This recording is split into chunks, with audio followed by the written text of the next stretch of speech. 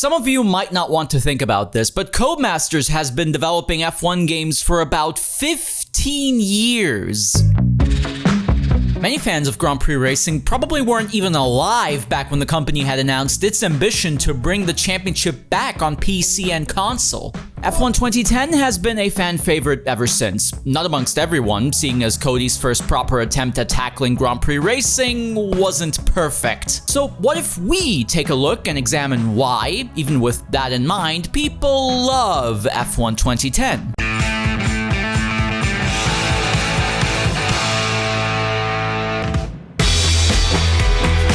For starters, people were desperate for a new Formula 1 racing game. Sony had said au revoir to the license back in 2007, resulting in a 2-year gap of no official releases. In fact, because of this former licensing deal, the Xbox 360 had never seen an official F1 game up to this point. And while the series would technically celebrate a comeback in 2009, it kind of came across as a bit of a rush job. It wasn't until 2010 that Codemasters' very own and freshly acquired Birmingham studio was to shine. Interestingly enough, we're not talking about the same studio that had been responsible for classics like Dirt 2 or Race Driver Grid. According to Daniel Dwyer in an interview with Race Civic, the studio behind F1 2010 was rather small compared to the main outfit. Hence, one might forgive people for thinking the game is a bit bare bones. Compared to previous classics like Grand Prix 4, F1 Challenge, or F1 Championship Edition, Cody's inaugural title lacked a lot of features that we take for granted now. No formation lap, no telemetry,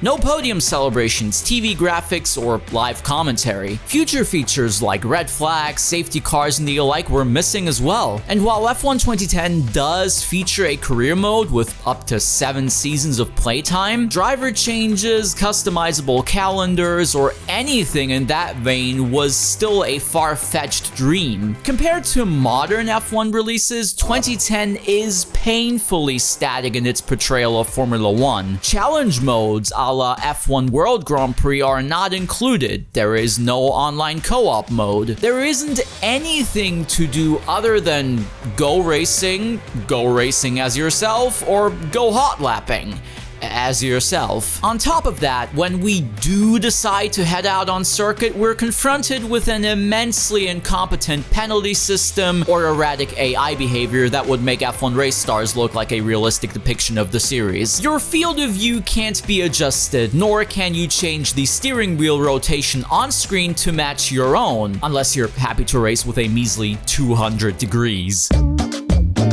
All steering wheels in-game look the same, while every 2.4-liter V8 engine disappointingly sounds as though they were all built in the same factory.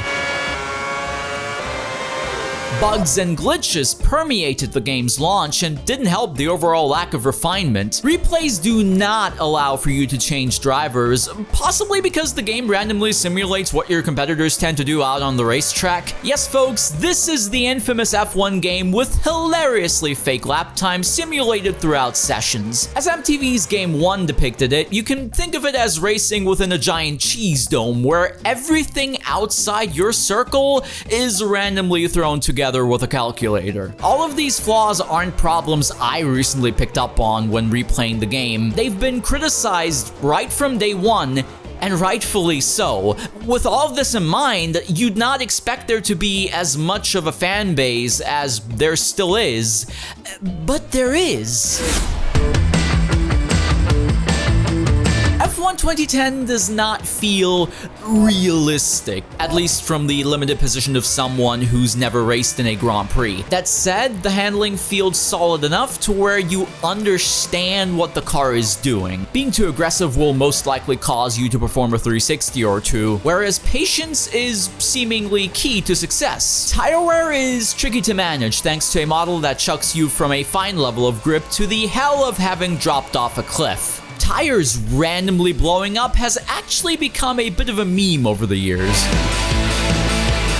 If you go in expecting F1 2010 to feel like a modern simulator, you will most likely be disappointed. Whereas if you're looking for a simcade experience that is predictable yet challenging, there is an undoubted sense of reward that comes with mastering this era of slick-tired spaceships. While AI drivers are making Prix Maldonado look like a choir boy, they do offer loads of entertainment because they are willing to fight for position and not form artificial conga lines. The weather system is solid, the sound design is up to snuff, and the damage model is as detailed as it needs to be. Full-length races don't tend to shine in F1 2010, both because of the aforementioned AI shenanigans, as well as the banning of refueling for that season, where Grand Prix 4 or F1 Championship Edition benefited from varied strategies. F1 2010 is about as subdued in this regard as the real championship.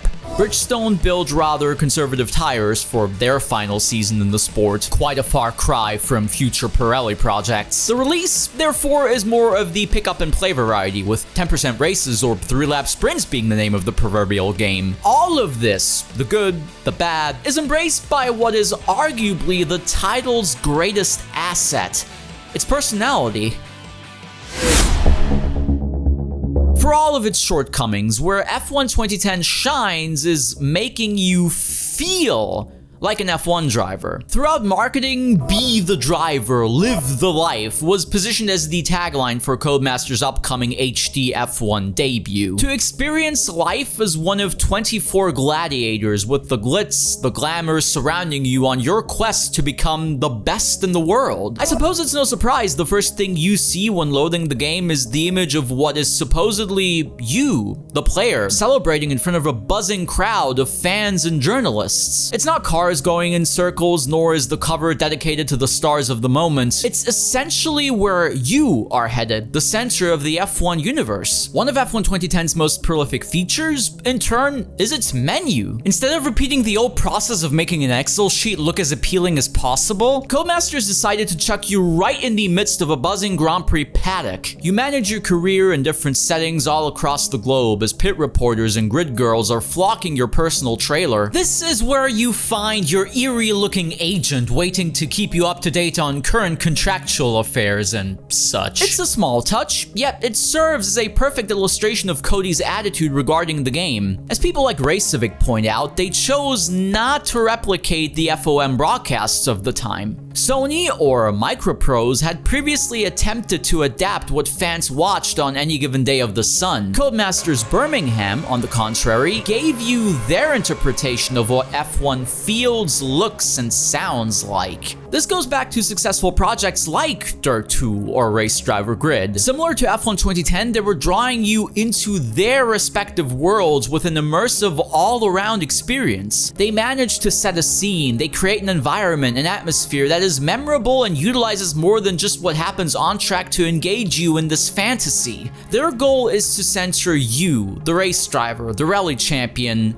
the Formula 1 ace, giving you a glimpse into that world through many different means. Interviews and press conferences were added to fuel the fire of what Paul Gilles described as total immersion in an interview with Eurogamer. Now, let's be real, the press work within these games has never been a highlight. No matter how you react to the continuously repetitive questions of the paparazzi, your experience within Formula 1 doesn't change in the slightest. Though I suppose we can forgive the small dev team when thinking about the highly detailed interactive pit menu reminiscent of Grand Prix 4. Changing setups doesn't require a wholly new interface. It is embedded into your little screen on top of the car. What also adds to the overall vibes is the fantastic soundtrack blasting away in the background. I know taste in music is subjective and whatnot. What I do want to point to is that the soundtrack doesn't lean into the bombastic, cinematic orchestra style we'd hear in modern F1 games. It's mostly driven by contemporary drum and bass, conveying a calming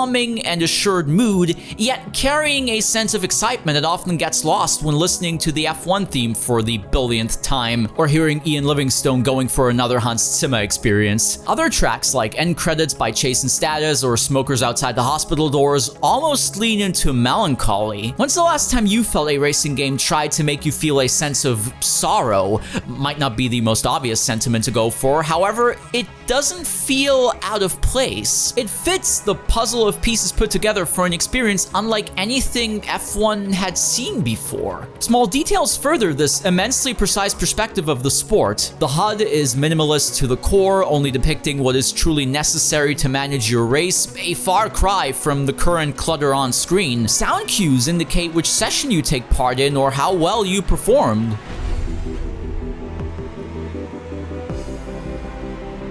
Once the race is underway, you'll be welcomed with a game that, even after such a long time, manages to please the eye. Packed grandstands watch and cheer while you push your beast through monsoons at Sepang, weave your way through the tight streets of a dimly lit Monaco, or ride into the Abu Dhabi sunset. The only asterisk people would often point to is the yellowish filter Codemasters used for both F1 2010 and Race Driver Grid. Nevertheless, I can see why they would use it, other than to hide the somewhat pixelated textures. This game has a very dreamy feel to it, leaning into the fact that this is exaggerated, unreal, a fantasy for us to indulge in. So in a sense, looking at Spa, Monza, Singapore, and Melbourne through a mild haze is not too far off the mark. It's reminiscent of Super 8 filmmaking if we're to remind ourselves of the old F1 2010 developer diaries. As our super duper slow-mo suggests, such aesthetic choices had already started to take shape early on. And if you really feel that you can't take the tint, it's become incredibly easy to mod out of the game. Personally though, for the sake of vibes, I prefer the original color grading.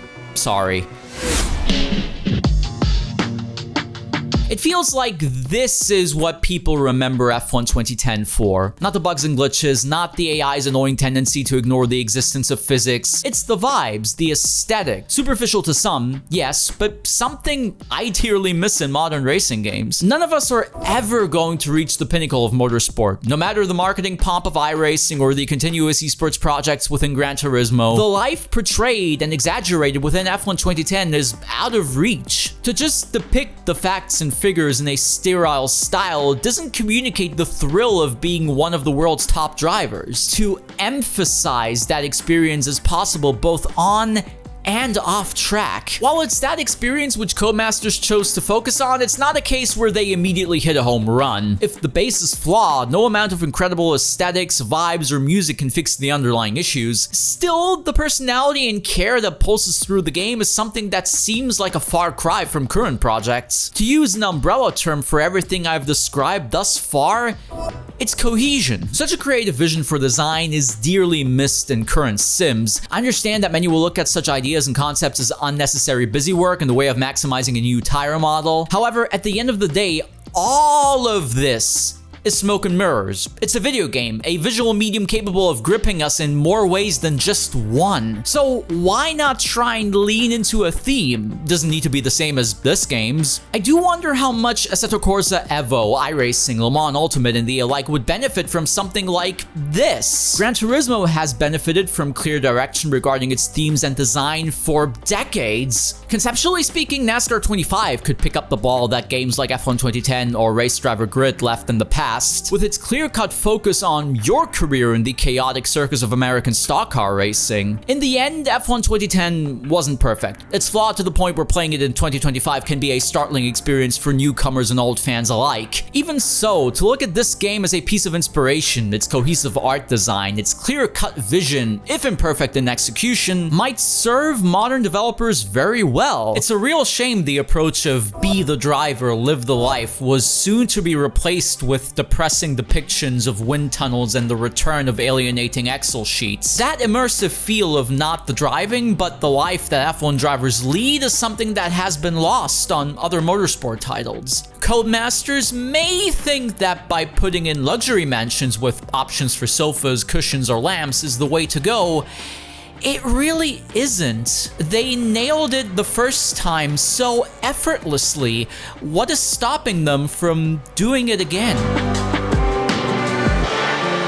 But what do you think? Do you cherish F1 2010, and how does it compare to the rest of the Codemasters series? Let us know in the comments below. Until then, thank you for watching. If you enjoyed the video, we'd highly appreciate it if you like and subscribe. Big shout out to Luca from Overtake for helping me out with this script, and as always, keep racing. Bye bye.